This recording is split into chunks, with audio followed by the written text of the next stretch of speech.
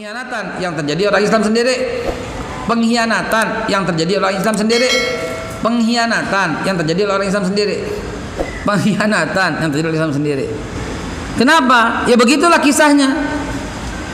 Dibayar, digaji oleh Genghis Khan, dikasih tempat, dikasih kekuasaan, dikasih jabatan oleh Genghis Khan, sehingga mau memerangi saudaranya. Jadi umat Islam yang istiqomah diserang sama umat Islam yang munafik, ya, Khalifah Abdullah An-Nasr. Yang kedua diserang oleh Islam yang nyaru, yaitu Syiah Rafidhah. Yang ketiga, pimpinan gereja waktu itu namanya Paus Innocent, ya, Paus Innocent dari Nasraninya. Ini tiga, Paus Innocent, Syiah Rafidhah, dan Khalifah Abdullah An-Nasr. Ini tiga bergabung sama Mongol untuk dapat kekuasaan dan menyerang ulama yang istiqomah. Itulah yang membuat jatuh. Dan kejatuhan ini bikin sombong, ya, kejatuhan ini bikin sombong. Oh ya, emang semua kayak gitulah. Jangan pernah merasa menang, karena kejatuhan Namrud setelah merasa menang mengalahkan Ibrahim alaihissalatu wassalam. Merasa menang adalah awal kehancuran, karena Fir'aun merasa menang ketika mengejar Nabi Allah Musa alaihissalatu wassalam. Demikian pula Herodus, dia merasa menang ketika dia membunuh Nabi Allah Yahya dan Nabi Allah Zakaria. Demikian pula Yudas Iskariot, dia merasa menang ketika dia menunjukkan tempat persembunyian Nabi Allah Isa alaihissalatu wassalam. Demikian pula Abu Lahab, Abu Jahal, dia merasa menang ketika dia mengusir Rasulullah sallallahu alaihi wasallam dari kota kelahiran yang dicintai, yaitu Mekah Al-Mukarramah. Apa yang Allah ingin tunjukkan? Merasa menang adalah awal mula kehancuran. Itu terjadi setiap masa, termasuk yang ini nih, ya. Begitu hebatnya Khalifah Islam yang hampir 5 abad, 480 sekian tahun runtuh, merasa hebat, merasa menang. Mana yang belum ditaklukkan? Jawa Dwipa. Tuh awal mulanya. Jawa Dwipa itu, ya Allah, Jawa Timur, Malang, Kediri, ya, sampai apa, Malang, Kediri, sampai sedikit Jawa Tengah tuh, ya, Jawa Dwipa. Segitu, sampai Jepara gitu, ya. Segitu doang. Sementara Mongol, petanya saya gambarkan di sini. Kerajaan Mongol, petanya.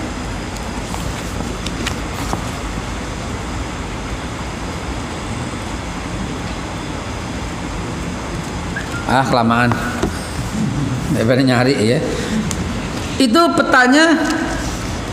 Kalau bumi didatarin dari mulai perbatasan terusan Suez, di situ ada Lebanon, di bawahnya ada Yerusalem, Palestina, sampingnya ada Jordan, samping Yordan ada Irak, samping Irak ada Iran, samping Iran ada Cina, RRC, sampingnya ada India, Pakistan, sampai pulau. Dari laut ke laut, separuh dunia, tanpa memperhitungkan kutub utara, selatan, karena nggak ada penghuni.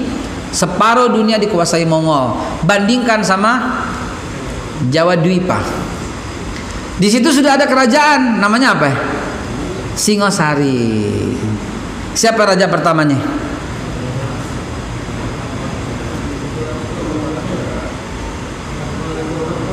Ya, Tunggul Ametung. Kemudian dibunuh oleh siapa? Ken Arok. Kenapa dibunuh sama Ken Arok?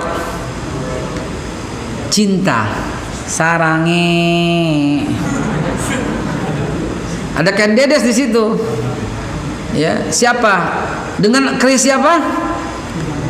Empu Gandring. Ini hebat juga sejarahnya. Ya, Masya Allah. Dengan Empu Gandring. Kemudian apa yang terjadi? Ken Arok punya Ken Dedes punya anak kualon. Siapa anak kualonnya namanya? Anak kualon Ken Dedes siapa namanya? Yang akhirnya membunuh Ken Arok. Tunggu lama tung. Dahsyat ini semuanya nih, masya Allah ya. Nah begitulah kerajaan Singosari sampai jatuhnya ke zaman Kertanegara. Nah kerajaan ini cukup masyhur. Kalau nggak masyhur ngapain Mongol datang? Itu perdebatan saya dalam teman-teman yang mengupas sejarah. Ini buku udah berdebat habis pak. Ngapain masukin Singosari di situ Ustaz? Mongol ini nggak main-main. Ngapain dia datang kemari kalau nggak hebat? Ngapain buang-buang waktu? Iya kan? Masih ada yang belum ditaklukkan oleh mereka. Itu benua Amerika belum, ke sono aja. Tapi dia datang ke Indonesia, saudara. Maaf, Indonesia belum ada pada waktu itu, Jawa Dwipa. Datang kemari. Karena di sini ada potensi yang luar biasa. Di zaman para sahabat aja negeri ini disebut fauqal ma. Sebuah negeri yang di atas air. Gimana nggak di atas air? Pinggiran sana air, pinggiran sini laut, sini laut, sini laut. Gimana nggak di atas air? Apalagi pulau-pulaunya 13.000 pulau. Maka fauqal ma. Masyhur di kalangan para sahabat dan tabi'in. Fauq itu di atas atau di antara, ma itu air. Maka jadilah Nusa Antara, Nusantara. Begitu saudaraku.